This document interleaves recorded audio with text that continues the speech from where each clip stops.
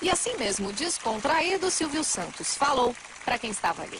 Nós de televisão estamos vendo que por mais que a Record queira se aproximar da Globo, em todos esses anos ela não passou de 11 pontos e ultimamente ela tem caído para 10, para 9, para 8 pontos, o que significa que o público dificilmente vai deixar a Globo. A Globo é um muro e ultrapassar este muro a gente só consegue de vez em quando. É claro que se você tem um jogo de futebol entre o Corinthians e o São Paulo na Bandeirantes, pode dar 30, 40 pontos, mas no dia seguinte as pessoas voltam para a Globo.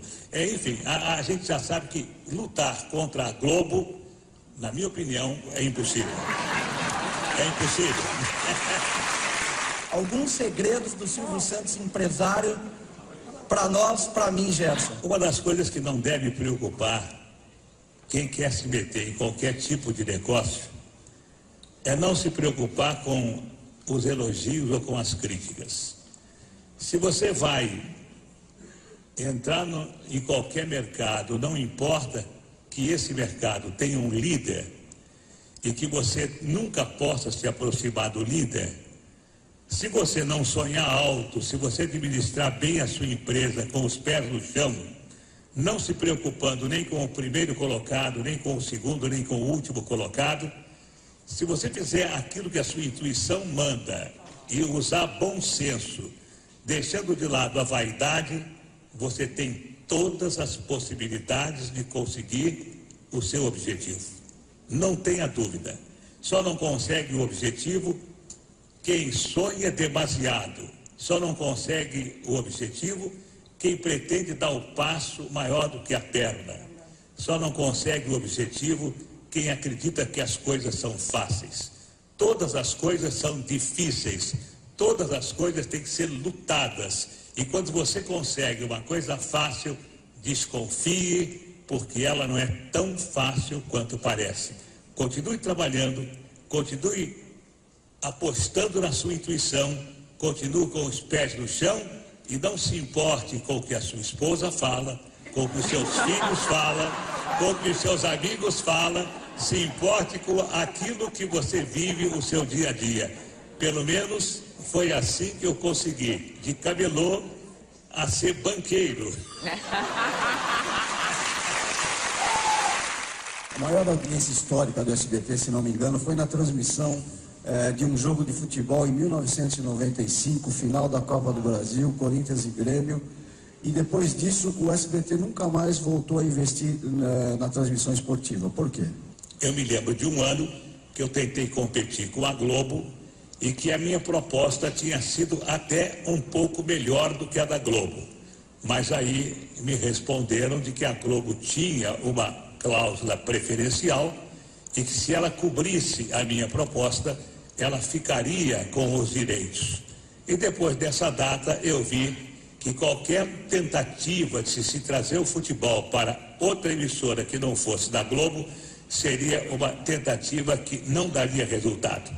Eu criei as minhas filhas porque eu sempre sonhei em ter no Brasil uma vida como os americanos têm nos Estados Unidos. Eu sempre achei que a melhor maneira de se viver é se viver como um cidadão de classe média. Tudo aquilo que passa de alguém que possa ter o suficiente para viver como um cidadão de classe média, na minha opinião, a malucada, como eu já disse a vocês, é troféu. O dinheiro, para mim, representa apenas troféus de sucesso, troféus de vitória. Durante as comemorações dos 30 anos do SBT, ao vê-lo falar, eu vi não um grupo de funcionários aplaudirem o patrão, o empresário. A sensação que eu tive foi um grupo de fãs aplaudindo e ouvindo um ídolo. Você, Silvio Santos, se enxerga assim? As pessoas trabalham para você e te adoram. Não, eu nunca me preocupei com isso e eu até me surpreendo com a minha popularidade. Não, verdade, eu me surpreendo porque nunca foi objetivo meu e as pessoas de imprensa sabem disso. Eu não dou entrevista para os meus colegas, eu não vou a programas dos meus colegas, porque eu acho que eu exerço a minha profissão. Eu faço aquilo que eu tenho que fazer como profissional. Se o SBT, se eu fosse funcionário do SBT, assim como... Bom, eu nunca fui funcionário, porque quando eu comecei na televisão, eu já alugava os meus horários. Mas se eu fui funcionário só da Rádio Nacional. Mas eu sempre fiz aquilo que me mandaram fazer. Então, hoje no SBT, eu faço o meu programa, e posso garantir a vocês, embora vocês vão dar risada, eu sou voluntário. Eu não ganho absolutamente nada, verdade?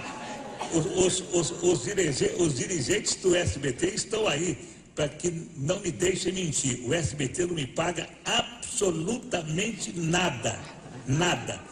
Eu ganhava 300 mil reais do Baú da Felicidade para fazer o programa do Baú. O Baú fechou, não me pagaram mais nada.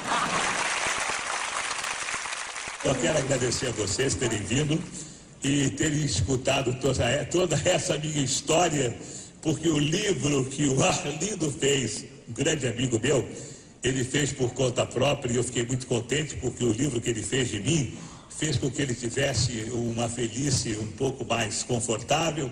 Venderam muitos livros, mas se tivesse que contar a minha história desde os 14 anos, quando eu comecei a minha vida de camelô, ou desde a escola pública, quando eu comecei a vender doces no recreio para ganhar doce, eu acho que dariam 3 ou 4 volumes. Então, vocês que vieram nesses 30 anos, eu só espero, dizendo com toda sinceridade, olhando para a minha vida, a sorte que eu tive, a saúde que eu tenho, a família que eu tenho, se vocês tiverem, e eu faço votos que tenham, vocês serão tão felizes quanto eu sou. Era a entrevista que eu queria ter.